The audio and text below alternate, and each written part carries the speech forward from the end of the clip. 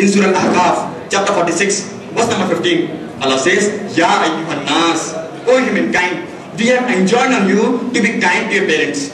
In pain upon pain, did your mother born you? And in pain upon pain, did she give you birth? Pregnancy, it does not degrade the woman. It in fact uplifts the state of woman. And in Islam, men and women, they equal. There is a hadith of a beloved prophet, which is mentioned in Sahih Bukhari, volume number 8, book of Adab, chapter number 2, hadith number 2, where a man came to the Prophet ﷺ and asked him, O Prophet of Allah, who deserves the maximum love and companionship of the children in this world? The Prophet said, your mother. The man further asks, who next? The Prophet said, your mother. The man further asks, who next? The Prophet said, your mother. The man asked for the fourth time, who next, O Prophet of Allah? The Prophet replied by saying, your father. That means 75% of the love and companionship of the children is due to the mother, and 25% is due to the father. Speaking in short, in brief, the mother, she gets the gold medal. She gets the silver medal. She even gets the bronze medal. The father has to be satisfied with the mere consolation prize. These are the teachings of Islam. In Islam, men and women, they equal. But equality, it does not mean identicality. Let me give an example. If in a class of two students, student A and student B, both of them appear for the examination. The question paper is of 100 marks. The question paper carries 10 questions and each question carries 10 marks. In question number 1, student A, he gets 9 out of 10. And student B, he gets 7 out of 10. In question number 1, student A has got a degree of advantage when compared to student B. In question number 2, student A gets 7 out of 10 and student B, he gets 9 out of 10. In question number 2, student B has got a degree of advantage when compared to student A. And in the rest of all 8 questions, both of them they get 8 out of 10. So if you sum up the total, it comes to 80 out of 100. In some questions, student A has got a degree of advantage. In some questions, student B has got a degree of advantage. But overall, both are equal. Similarly in Islam, men and women, they're equal. In some aspects, men has got a degree of advantage. In some aspects, women has got a degree of advantage. But overall, both are equal. There are many misconceptions in Islam where women in Islam are concerned. About Islam, where women in Islam are concerned. The misconception is not only among non-Muslims, but the misconception is even among Muslims. And these misconceptions can be clarified if you go back to the authentic sources. That is the Quran and authentic traditions, the Sahih Hadith of the Prophet Muhammad Sallallahu Alaihi Wasallam. Let me give you an example. If a robber enters into my house, I will not say that I believe in the woman's rights or I believe in the woman's civilization, so I will let my mother or my sister go and fight the robber. Can I do that? It will be devilish on my part. Because Allah subhanahu wa ta'ala says in the glorious Quran, in Surah Nisa, chapter number 4, verse number 34, Allah says, Ar-Rijal Khawqaman Nisa, that Allah has given man more strength when compared to the woman. Where strength and power is concerned, man has got a degree of advantage. Where love and affection is concerned, as I have mentioned earlier, the woman, she gets 3 times more share when compared to the man. So in Islam, men and women, they equal. But equality, it does not mean identicality. The concept of God in Islam is not that Allah subhanahu wa ta'ala, Almighty God, is the God of a particular group of people or a particular race. In fact, Allah subhanahu wa ta'ala says in the Quran, in Surah Fatiha, chapter number 1, verse number 1 to 2, Allah says, Alhamdulillahi Rabbil Alameen. All praises are due to Allah, the Lord of the worlds. Allah subhanahu wa ta'ala is referred as Rabbul Alameen, Lord of the worlds. Allah subhanahu wa ta'ala says in the Quran, in the last chapter of the Quran of Surah Nas, chapter number 114, verse number 1. Allah says, Qul a'udhu bi rabbin nas. Say, I seek refuge with the Lord of the worlds. Allah subhanahu wa ta'ala is referred as Rabbul Alameen, Lord of the worlds. And there are several verses in the Quran which starts with Ya ayyuhan nas, O humankind, Ya ayyuhan nas, O humankind, Ya ayyuhan nas, O humankind.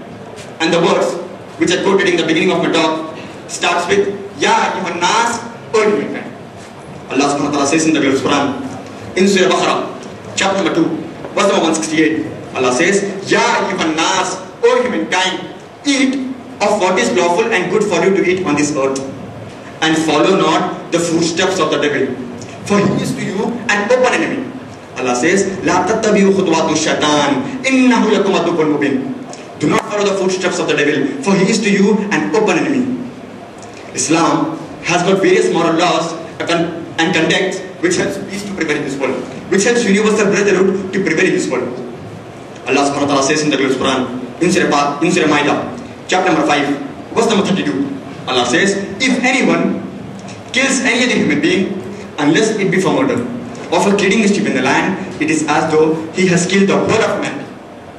And if anyone saves any other human life, it is as though he has saved the whole of man. Allah subhanahu wa ta'ala says, if anyone kills any other human being, whether it be Muslim or not Muslim, it is as though he has killed the whole of humanity. And if anyone saves any other human life, whether it be Muslim or not Muslim, it is as though he has saved the whole of humanity. Allah subhanahu wa ta'ala says in the Quran that you should love and care your neighbors. Allah says in the Quran, in Surah Ma'un, chapter number 107, verse number 7. Allah says, woe to those who don't even provide neighborhood assistance. Our beloved Prophet Muhammad sallallahu alaihi wasallam says, it's mentioned in the hadith of Sahih Bukhari. The Prophet said, he is not a Muslim who sleeps with his stomach full and his neighbor, he sleeps empty stomach. What does the Prophet mean to say that he is not a Muslim who sleeps with his stomach full and his neighbor sleeps empty stomach? The Prophet means to say that if you had good meal, then you should see that your neighbor is not hungry. If your neighbor is hungry, then you are not following Allah and His Rasul. Allah subhanahu wa ta'ala says in the Quran, in Surah Isra, chapter number 17, verse number 26 and 27. Allah says, do not be a spendthrift. For verily, spendthrifts are those, they are the brothers of the devil. If you are a spendthrift, then you are a brother of the devil. Spendthrift, it increases hatred among the people. A person is spendthrift, it stops universal brotherhood to prevail in this world. Islam has got various moral laws and conduct which helps universal brotherhood to prevail in this world.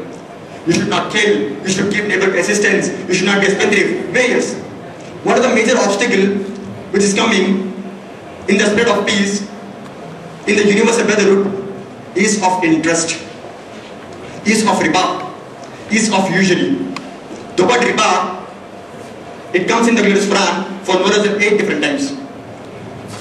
It's mentioned in Surah Al-Imran, chapter number 3, verse number 130, in Surah Nisa, chapter number 4, verse number 161, in Surah Rum, chapter number 30, verse number 39, in Surah Baqarah, chapter number 2, verse number 275, thrice, in Surah Baqarah, chapter number 2, verse number 278, in Surah Baqarah, chapter number 2, verse number 279. These are the 8 places where the word riba is being used in the Quran. But specifically in Surah Baqarah, chapter number 2, verse number 275, Allah says, Ya ayyuhallazina amanu, O you who believe, give up your demands of riba, of interest.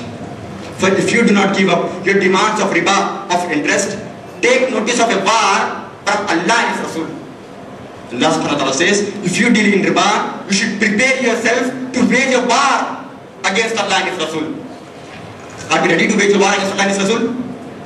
We are not. Do you know that India, Reserve Bank of India, has taken a loan of how many $1 million? Can anyone tell? It's a shame we can't even guess. Has taken a loan $205 billion from World Bank. $205 billion from World Bank. Do you know the amount of interest what India is paying to the World Bank? Can anyone guess? At least interest rate. It is $15 billion. Imagine, if India keeps on paying this interest of $15 billion, when will the actual amount be repaid? The statistics of Africa, it says, in Africa, if one African person, he takes $1 of loan, he has to pay how many dollars of interest on that $1 of loan? At least guess. 0.5, 10%. 15 cents. $7 of interest on that $1 of loan. $7 of interest on $1 of loan. If that poor person, he keeps on paying this interest of $7, when will the actual amount of $1 be repaid? Allah says, give up your demands of riba, of interest. Today, we find that the world is drowned in materialism. People are running behind money. Allah subhanahu wa ta'ala says in the Quran, in Surah Tawbah, chapter number 9, verse number 34 and 35. Allah says, Ya ayyuhallazina amanu, O you who believe, spend out your wealth in the way of Allah subhanahu wa ta'ala. For if you do not spend your wealth in the way of Allah subhanahu wa ta'ala, fire will be produced from the wealth which you have amassed on the day of judgment. It will be melted and it will be heated on your foreheads, on your flags, on your backs. Allah says, spend your wealth in the way of